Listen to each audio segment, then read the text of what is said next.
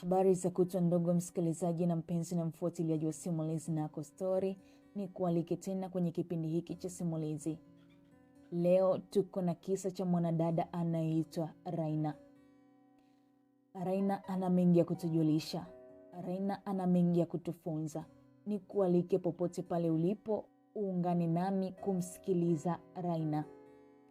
Nambari za mtunzi wetu ni 07144374. Simulizi zetu unaweza kuzipata YouTube, Instagram, Facebook na Twitter, bila kusahau kusubscribe channel yetu ya YouTube kwenye ukurasa wetu huo, ili uweze kuwa wa kwanza kujipatia simulizi zetu kila zitakapowekwa hewani. Utakuwa nami Madam Grace kuanzia mwanzo wa simulizi hii mpaka mwisho. Karibu.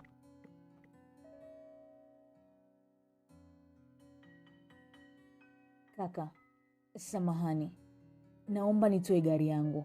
Nahitaji njia. Nilimwambia kaka mmoja aliyekuwa ameingia mahali ambapo nilikuwa nimepaki gari yangu akiwa na gari yake. Lakini yule kaka alinitizama bila kuniambia kitu chochote, wala kutekeleza lile nililomwambia. Ilibidi nirudie. Kaka, naomba nitoe gari yangu. Mimi sio dereva mzuri sana. Naweza kugonga gari yako na nikaingia hasara. Tafadhali sana. Nilisema vile na sikumtizama tena. Sikuangalia kama amekubali kutoa gari yake au amepuuza ile kauli. Niliingia kwenye gari yangu na kuiwasha ili niweze kuondoka. Lakini kabla sijatoa gari yangu nilipokea simu kwa mtu aliyekuwa akinipigia. Hello, nakuja muda si mrefu. Nipo kwenye gari. Kuna mahali ilikuwa natakiwa niwahi ile siku. Baada ya kumaliza kuongea na simu, nilitazama tena kwenye side mirror na kuona ile gari bado imepaki pale pale nyuma yangu. Kana kwamba siwezi kuitoa gari yangu, na kutokana na udereva wangu ambao ulikuwa ni mdogo, sikuwa na uzoefu sana. Nilimfuata kwa mara nyingine yule kaka.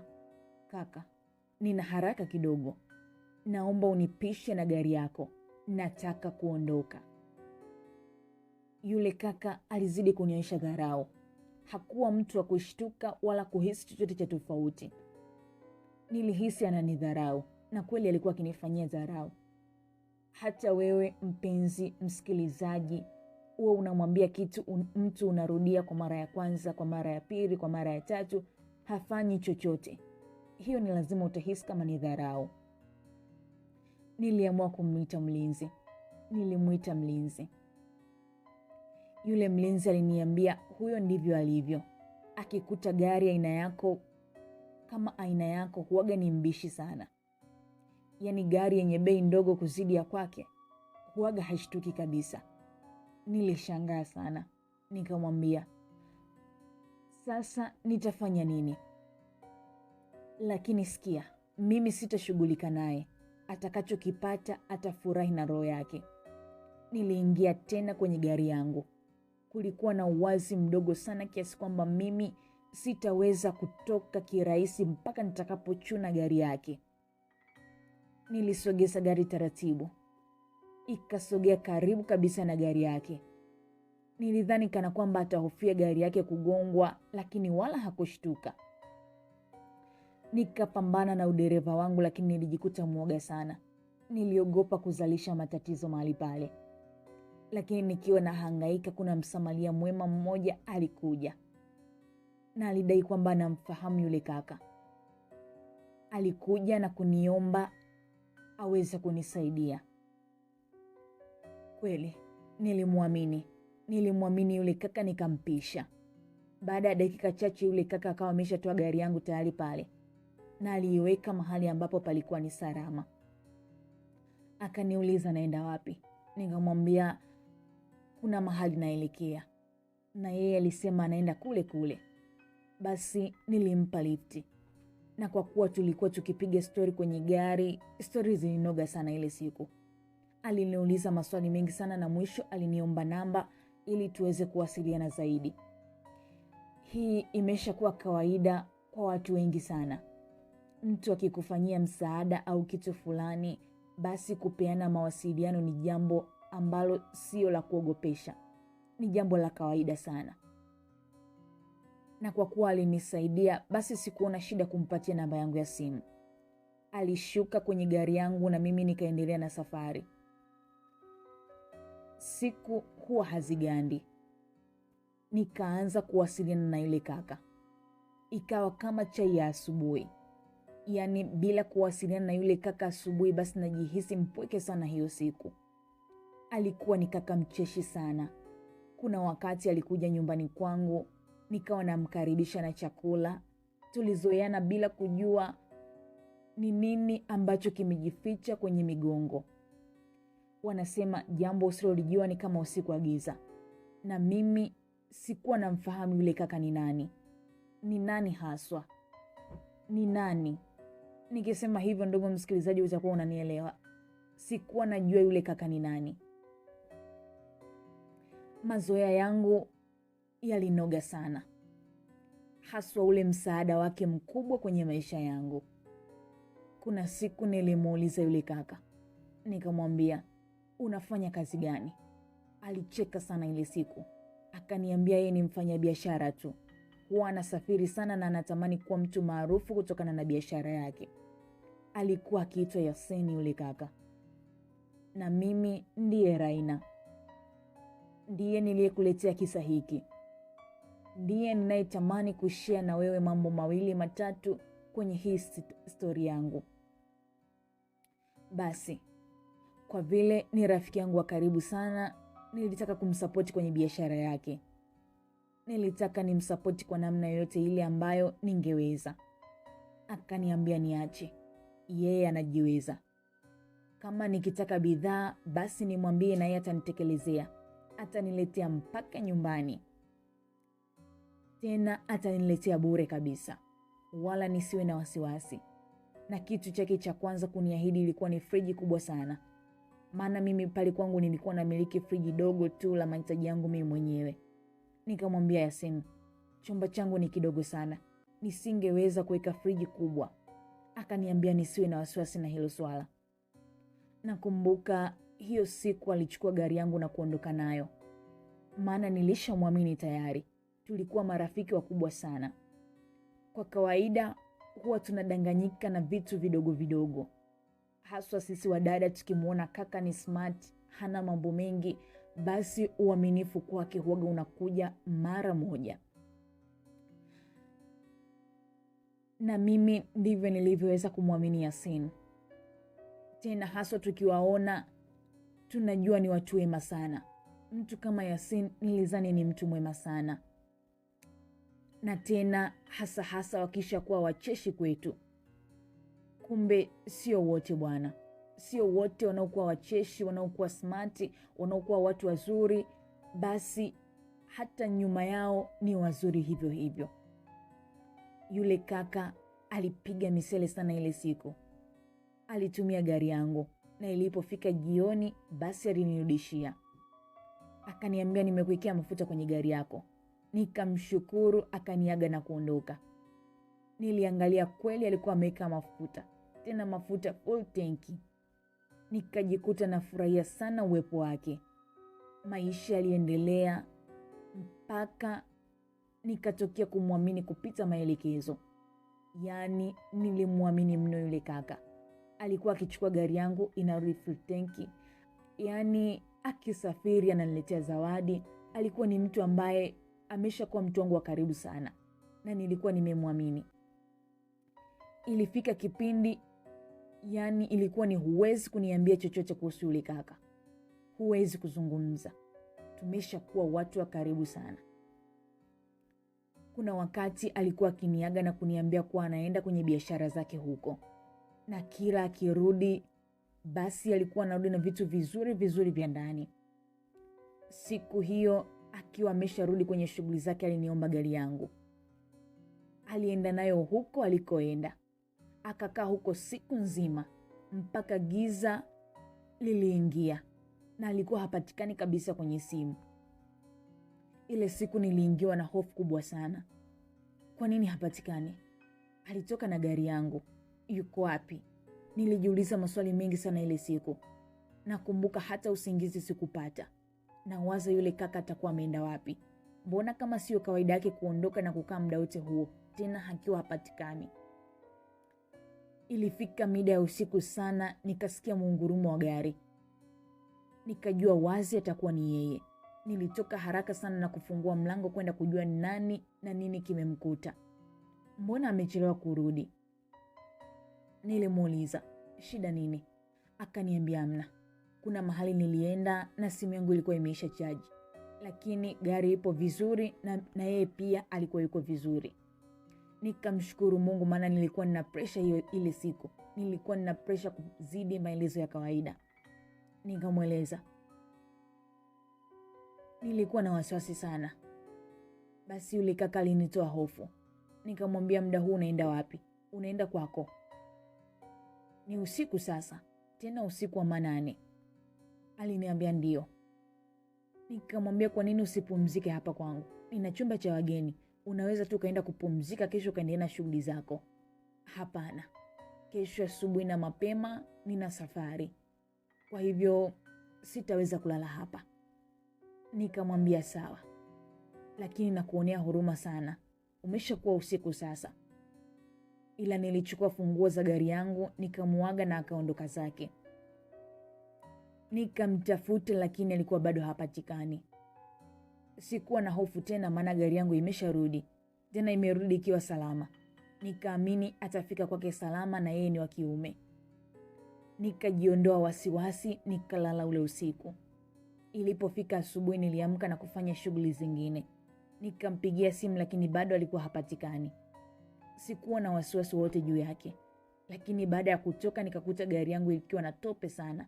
Kana kwamba alienda mahali na gari ikapata shida. Kuna kitu alinasa, yani nikana kwamba yupo kwenye tope. Na mimi wakati ule nilikuwa nataka nitoke zangu nielekee kwenye shughuli zangu za hapa na pale. Nikasema siwezi kutoka hivi. Ni lazima nitaifuta gari yangu walau kidogo iwe na muonekano. Nikiwa na maji nilianza kuifuta gari yangu na mara alinipigia simu. Tukasalimiana na akaniambia kuwa amefika salama. Alifika salama nyumbani kwake. Yeye ni mtoto wa kiume. Aliniambia kuwa ameshaanza safari tayari kuelekea huko alikokuwa anaenda. Nikamtakia safari njema. Tena nikiwa na furaha sana. Maana nilijua wazi akirudi atarudi na vitu vingi kwa ajili yangu. Nilimwambia, na mimi nitafanya mpango kuhama hapa. Nihame kwenye hiki chumba kidogo niende kwenye chumba kikubwa zaidi. Ikiwezekana kuwe kuna sebure pia. Alisema nisiwaze wala nisijali kuhusu hilo. Atafanya mpango atakaporudi. Tena ikiwezekana hivyo vitu vingine navyokuja navyo vifikia huko moja kwa moja. Nilicheka na kukata simu. Ulikuwa ni utani wa hapa na pale ambao tulikuwa tumezoeana, tukitaniana, tukifurahi kwa pamoja.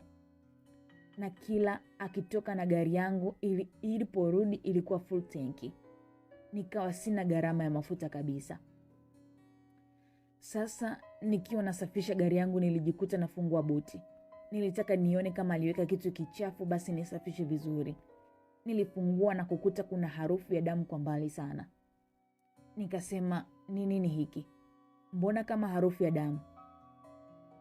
Tena ndani ya buti ya gari yangu.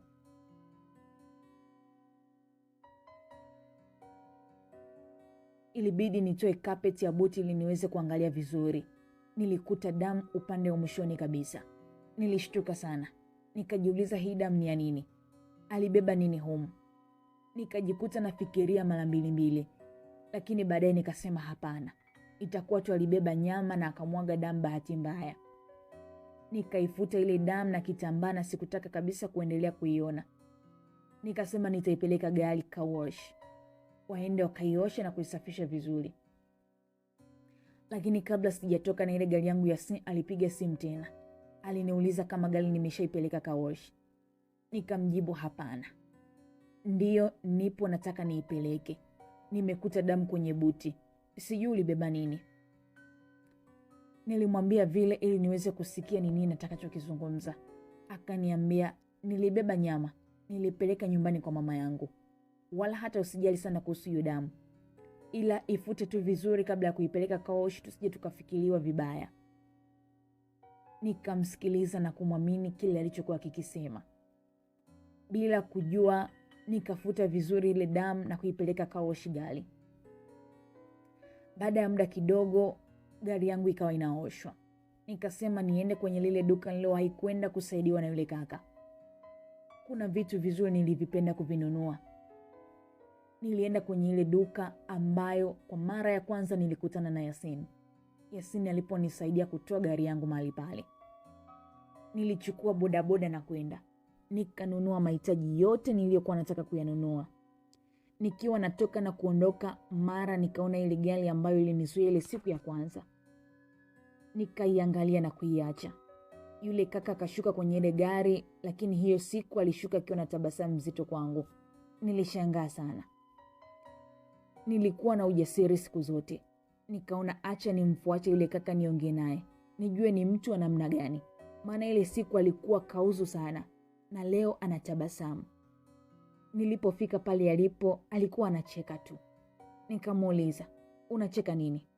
Wala hata kujibu chochote.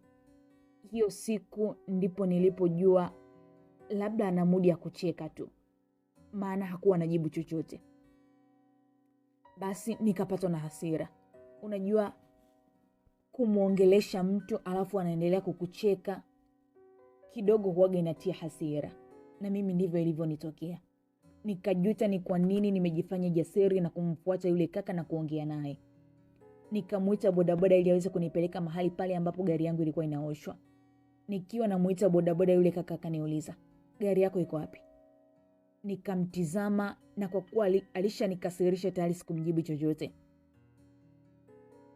Akasema, "Ninaweza kukupa lift mpaka gari yako ilipo." Nimeiona ipo car wash pale. Ipo inaoshwa. Nikashangaa sana kuona yule kaka anaifahamu vizuri gari yangu. Sikumzingatia sana. Nikapanda bodaboda na kuondoka. Siku ambayo Yasini aliniambia kuwa anarudi, aliniambia kauli moja, "Naomba nifikie kwako. Sitaweza kufikia nyumbani kwangu." Basi, hiyo siku nilifurahi sana. Nikamwambia, "Karibu sana, maana mimi naishi peke yangu. Niko mpweke. Ukija nyumba itakuwa ina vibe, nyumba itachangamka sana." Na kwa vile nilishamzoea, basi niliona haina shida kabisa. Cha kushangaza, hiyo siku Yasini alirudi akiwa amefunga mguu wake huku akiwa anachechemea. Hakuwa na zawadi yoyote mkononi kama nilivyomzoea. Nikamkimbilia haraka na kumuuliza, "Umefanya nini Yasini?" Akaniambia nisiwe na wasiwasi, ni ajali tu ndogo kazini. Nikawahi haraka na kuchukua dawa ndogo nilizokuwa nazo pale ndani. Kidonda chake kilikuwa kinavuja damu sana. Mimi bila kujali afya yangu nikajikuta na mtibu Yasini na kumwambia twende hospitali. Yasini alikataa. Basi nikamwambia apumzike, maana damu zilikuwa zimeshakata tayari. Na kidonda hakikuwa kikubwa sana. Baada ya kupumzika nikamuuliza ni nini kimemkuta. Aliniambia kuwa ni ajali ndogo tu kazini, wala nisiwe na wasiwasi. "Umepata ajali? Njiani? Ulikuwa unatoka wapi? Kulikuwa kuna nini?" Nilimuuliza maswali mengi. Na kwa vile nilikuwa nikimuuliza na tayari alishaona ninahoji sana, alikuwa akinijibu kidogo na kukaa kimya. Alinijibu kidogo, akakaa kimya. Nikamwambia, "Basi utakaa hapa kwangu. Utakaa mpaka utakapopona." Akaniuliza gari yangu niliipeleka kuiosha wapi. Nikamwambia. Akaniambia sawa. "Siku nyingine uwe unaenda kuosha pale. Usiende kuosha mahali pengine popote." Nilimuuliza kwa nini. Akaniambia wale ni watu ambao wanafahamiana nao sana. Hata hivyo kuna pesa yake ipo kwenye mradi wao. Kwa hivyo tu niwe naenda kuosha pale. Nisiwe nahangaika kwenda kaoshi zingine za huku na kule. Niwe tu naenda kuosha pale. Nikasema kumbe. Basi sitaipeleka gari yangu mahali pengine. Nitapeleka pale. Ilipofika jioni niliandaa zangu chakula. Akaja mpaka nilipokuwa napika, akaniambia nisipike chakula chake. Nipike cha kwangu peke yangu. Nikamuuliza, "Kwa nini?" Akasema kuwa anatoka ule muda, kuna mahali anaelekea. "Lakini nimeshapika chakula tayari. Hii ni mboga tu." Akaniambia kuwa anachelewa. Kama vipi mimi niweke kwenye friji chakula atakuja ale tu.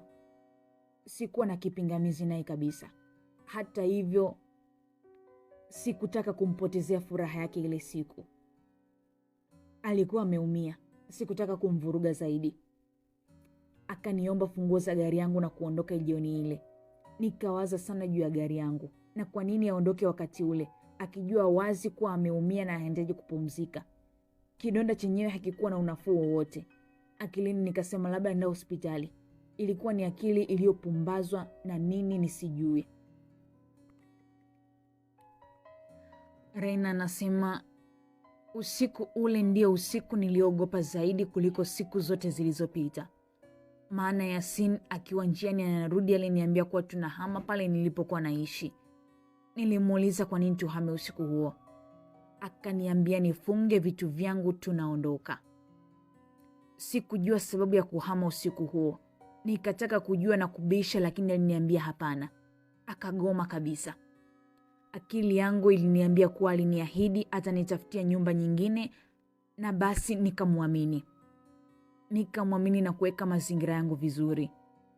Alivyorudi alirudi na gari kubwa la mizigo. Nikamuuliza, gari yangu iko wapi?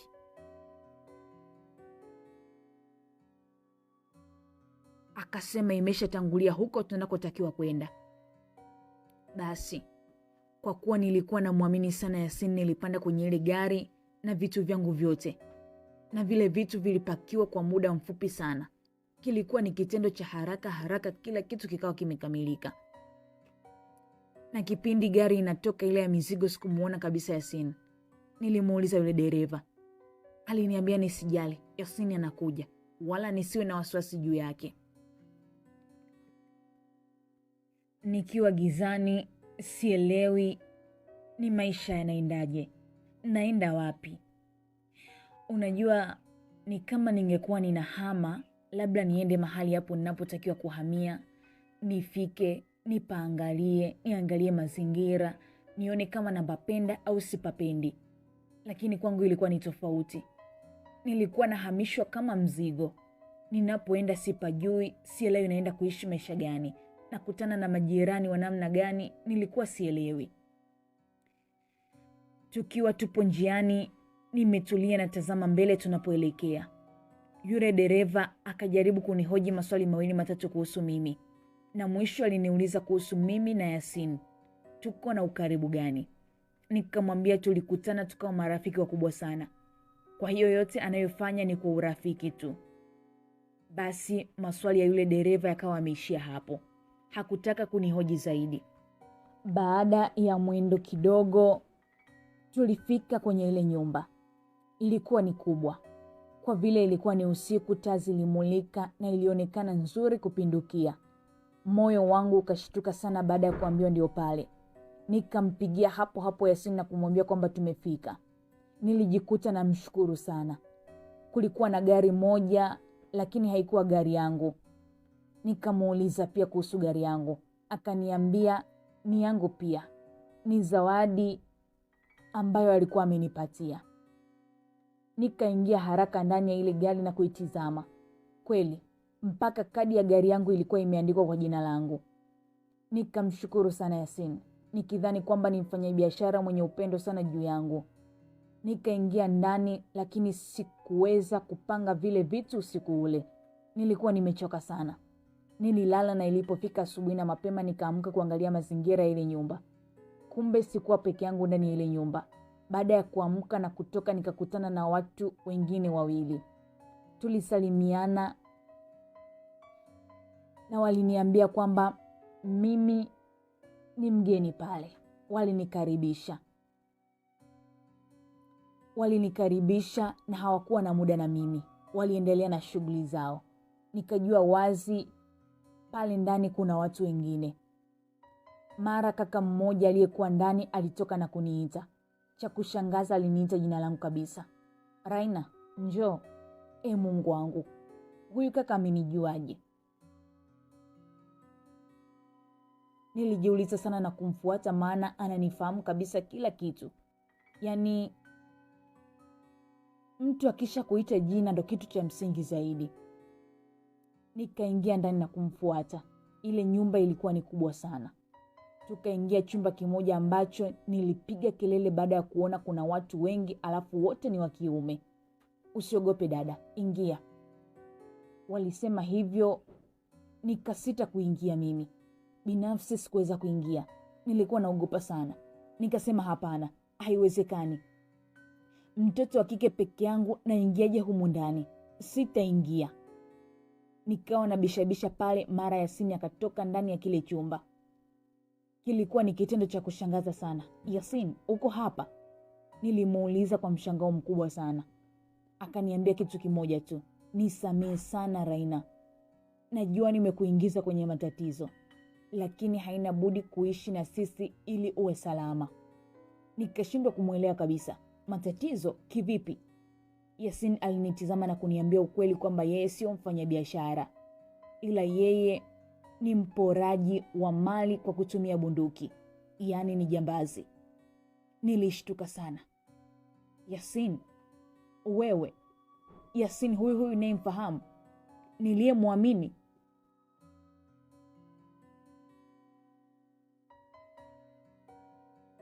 Nikarudi nyuma na kutaka kukimbia, lakini sikuwa na huo uwezo. Nikamuuliza, kwa nini umenileta huku? Kwa nini? Kwa nini uniambie ukweli muda huu? Kwa nini usingeweza kuniacha kwenye maisha yangu? Aliniambia, gari yako ni moja ya vitu vilivyotumika kufanyia uhalifu. Alinitishia zaidi. Akaniambia, endapo utabaki ni lazima tu utachukuliwa na polisi. Ila usihofu, kwani mimi ninashirikiana nao. Hawatakudhuru. Utakuwa salama. Mungu wangu, mimi leo naenda kushirikiana na majambazi? Mimi leo nabaki kwenye chumba cha majambazi? Inawezekanaje? Nilijiuliza sana na mwisho nilikubali kuingia kwenye kile chumba. Nikajikuta nipo katikati ya dimbwi zito sana. Nisingeweza kufanya chochote. Nilipoangalia pembeni, niliona wenzake 4 wakiwa kwenye hali mbaya sana. Kati ya wale 4, mmoja ni yule kaka aliyegoma kutoa gari yake na kunikalia kimya mpaka Yasini aliponisaidia. Baada ya kuwaona nilijua wazi kumbe wale wote ni majambazi. Na Yasin anafahamiana na yule jamaa. Kwa kuwa nilishawahi kuwa nesi kwenye hospitali binafsi, ilikuwa ni rahisi kwangu kujua ni nini kinahitajika pale ili niweze kuwatibu. Nikamwambia Yasin kwamba kuna vitu vya kununua. Nataka niende nikanunue. Lengo langu nitoke pale na niweze kutoroka. Nisirudi tena kwenye ile nyumba. Yasin akaniambia sawa, tunaweza kwenda wote. Wewe pia unaumwa Yasin. Niamini mimi, siwezi kukuacha mwenyewe hata iweje. Naenda, nitarudi. Lakini Yasin alishindwa kuniamini kabisa. Nikiwa nimejivika moyo wa ujasiri, nikijua wazi kuwa tayari nipo kwenye msitu wenye wanyama wakali. Muda wowote na saa yoyote wanaweza kunirarua. Nikaamua kuwa mpole na kujifanya mimi ni rafiki yao na nimekubali kuwasaidia. Basi Yasin alitoka na mimi. Nikamwambia twende tukanunue hivyo vitu. Duka ambalo tunaenda ni duka lile lile ambalo huwa naenda kununua vitu vyangu mwenyewe vya nyumbani. Yasin akaniambia niendeshe. Yeye mwenyewe alikaa nyuma ya gari. Tukaanza safari. Nikiwa natetemeka na kuangalia huku na huku. Na kila nikiangalia kwenye kioo nilimuona Yasin akiwa anasafisha bastora yake. Nikabahatika kumuuliza, kwa nini unafanya hivyo? Kwa nini usijishughulishe na kazi nyingine? Akaniambia yeye alishazoea. Alianza ile kazi ya ujambazi akiwa kijana mdogo sana. Kwa sasa ni mzoefu na ana pesa nyingi sana kupitia ile kazi. Nikamwambia kama ana pesa ndefu, ni kwa nini asiache na kuifanyia hiyo pesa kama mtaji? Siwezi kuacha. Hii ni kazi. Kwa sababu nitakamatwa na polisi, sina namna. Kuliko nikamatwe bora nife. Nilizidi kuogopa. Maana kama yeye ni jambazi, basi hata mimi ninayeshirikiana naye basi ipo siku nitakuja kukamatwa na kuhesabika kama jambazi pia. Nikawa nimeshajua ni nini cha kufanya, lakini nitafanya hivyo endapo nitapata huo uhuru. Tukafika kwenye lile duka kubwa na Yasini akaniambia niingie ndani kuchukua hizo bidhaa. Nikamwambia pesa, akaniambia niende tu nimwambie muuzaji kuwa Yasini ndiye aliyenituma. Akili yangu ikaniambia kwamba nitakapoingia kwenye lile duka basi nitafute mlango mwingine nitoroke niondoke. Nikaingia huku Yasini akiwa ananitazama. Baada ya kuingia ndani kabisa, nikaanza kupepesa macho yangu huku na huku nikiangaza kama kuna mlango wowote wa kutoka nje. Nikaona mtu anatoka nje, nikagundua kuna mlango wa nyuma. Nikawa nataka kutoka nje, mara nikafuata na mlinzi wa lile duka. Nakumbuka ni mlinzi niliyemwambia kuwa anisaidie ile siku ya kwanza kukutana na yule kaka jambazi. Akaniuliza, "Mbona unashangaa?" Nikamwambia natafuta mlango wa nyuma niende chooni. Kama anaweza kunisaidia basi anisaidie. Yule kaka alicheka sana.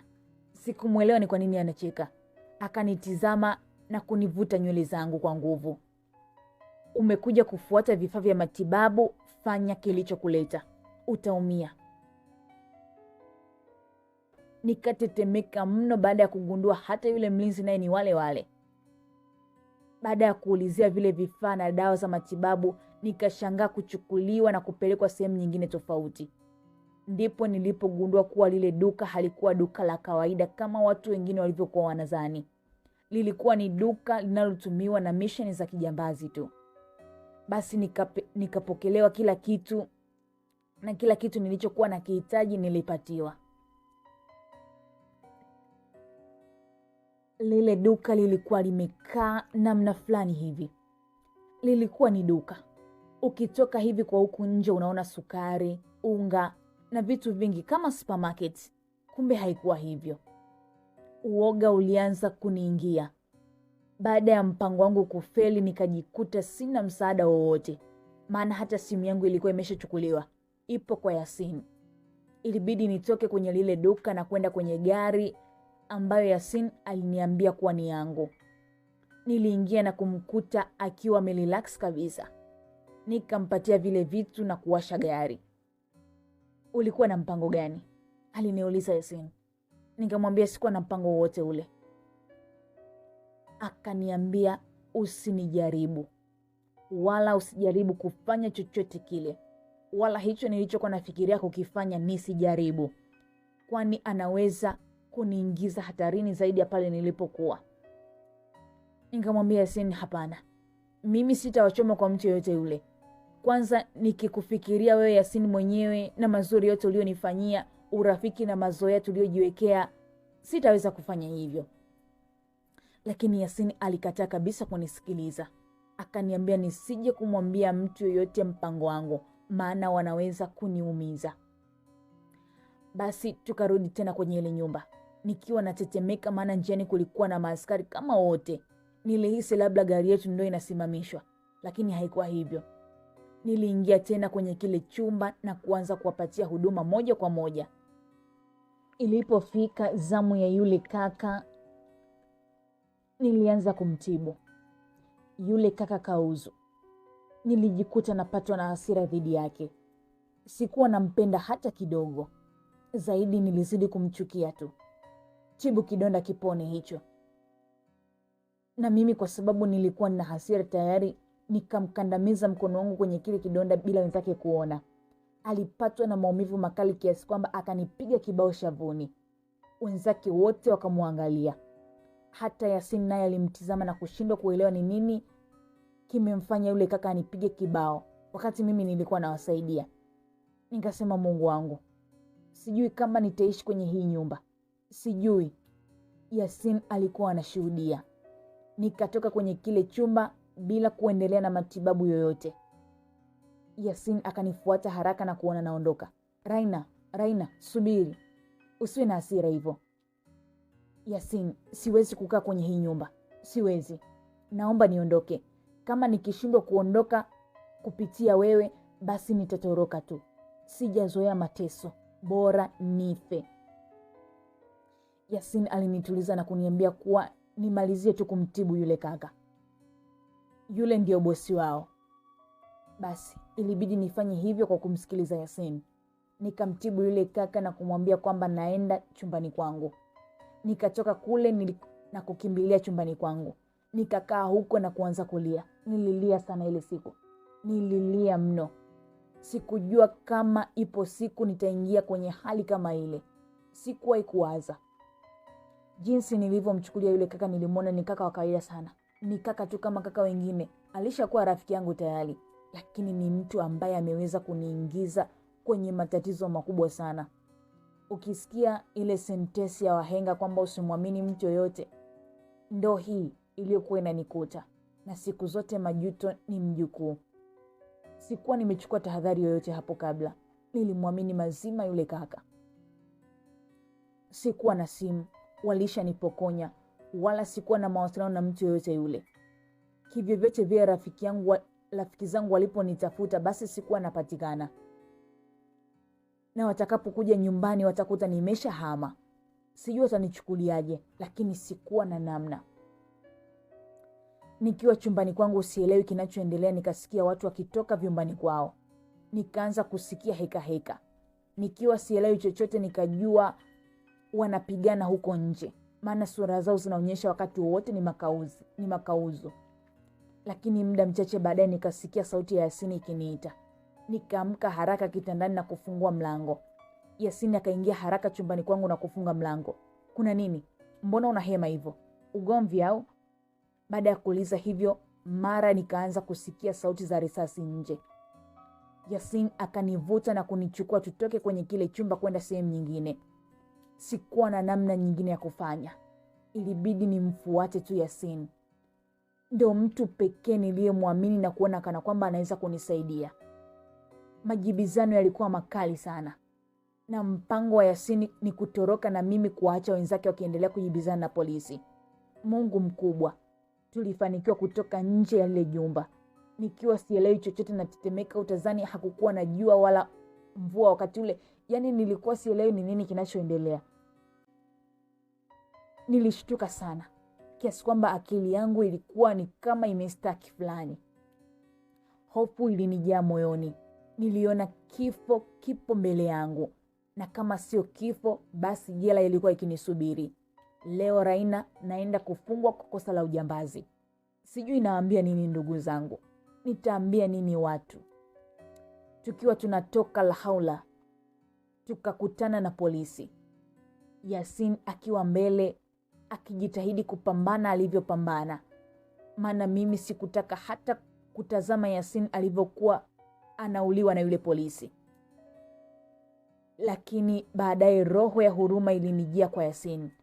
Nikawaza, kwa nini nimwache afe mbele yangu nikijua wazi Yasini anaenda kumalizwa?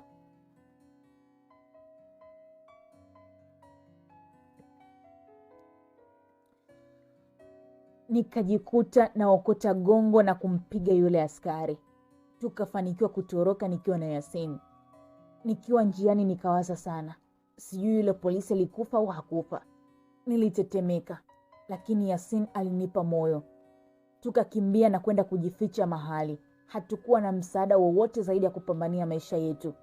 Mimi nikiwa nina hofu kubwa, Yasini yeye alikuwa kawaida tu. Alikuwa yupo kawaida kana kwamba hamna kitu kilichotokea. Yaani mpaka nilishangaa. Nikaishia kumuuliza, haya ndiyo maisha unayoyaishi? Yasini wala hakusita kunijibu, ndio.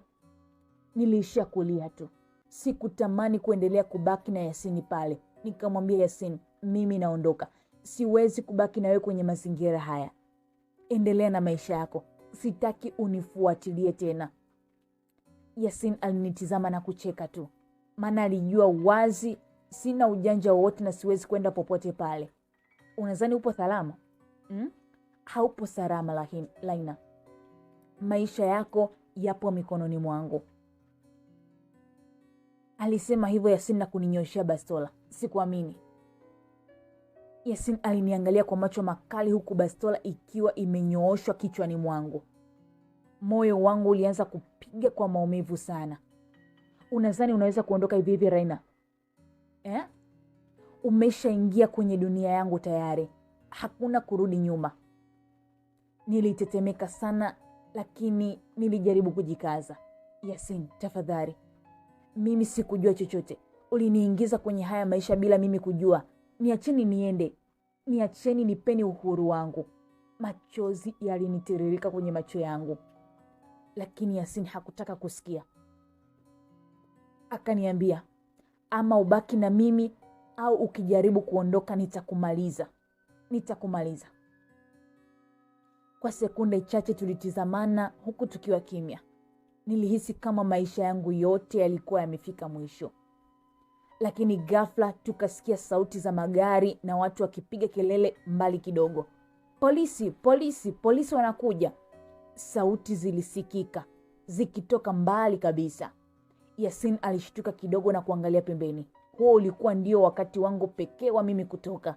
Bila kufikiria sana nilianza kukimbia kwa nguvu zote. Raina, simama. Yasin alipiga kelele nyuma yangu, lakini sikusimama. Nilikuwa nakimbia katikati ya vichaka huku nikitetemeka kwa hofu. Risasi moja ilisikika nyuma yangu, lakini sikujua kama ilipigwa hewani au la. Nilikuwa sielewi. Ninachojua mimi nilikuwa natimua mbio. Baada ya muda mfupi niliona askari wawili wakiwa wanakimbia kuelekea nilipokuwa. Nisaidieni tafadhali, nilipiga kelele. Walifika haraka na kunishika. Walitizamana na kuamini kwamba mimi sikuwa mtu mbaya. Usiogope, sisi ni polisi, kuna nini?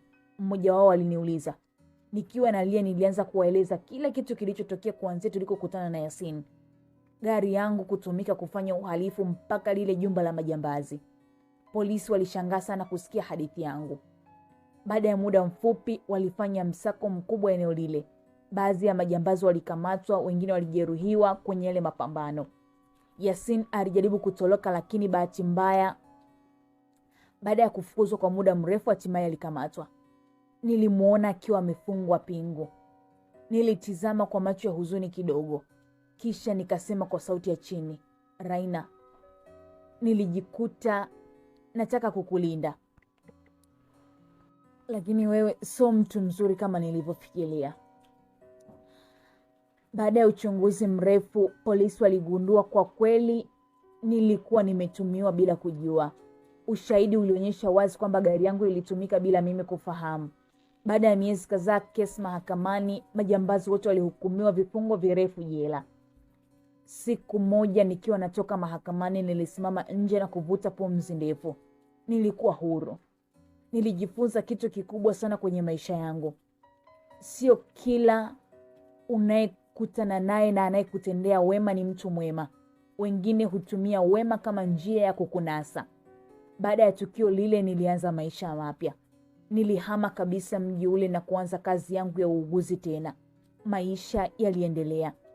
Lakini kila mara nilipokumbuka ile siku ya kwanza kwenye maegesho ya magari, nilikuwa najisemea moyoni, kama ningejua kile kitakachotokea ambacho kingetokea, pengine nisingewahi kukutana na Yasin kabisa kwenye maisha yangu. Lakini siku zote majuto ni mjukuu. Mimi Raina sikuwahi kufikiria kama kumwamini mtu ingenigharimu kiasi kile. Tena ingenigharimu hata kukaribia uhai wangu. Sikuwahi kuwaza kabisa. Lakini leo niko huru. Nimeanza maisha mapya. Mpenzi mfuatiliaji wa Simulizi Nako Story, nikwambie sehemu ya kwanza ya simulizi hii ya kisa cha mwanadada huyu imeishia hapa. Usikose mwendelezo wake upo. Tutakwenda kuona vingi ambavyo Raina anatamani kutueleza. Haya ametueleza ni kwa uchache. Vipi? Yasin atakuja kutoka jela au itakuwaje? Maisha yake yatakuwaje? Vipi? Uko alikohamia atapata amani ile ambayo anahitaji? Atakuwa huru kweli? Hatofuatiliwa na wale majambazi? Maana alishawachoma. Amehadisia story nzima kwamba nilipelekwa hapa, nikapelekwa kwenye nyumba, nikapelekwa wapi. Vipi? Hawatokuja kumtafuta wammalize Raina? Mimi na wewe hatujui. Usikose mwendelezo wa simulizi hii. Bye bye.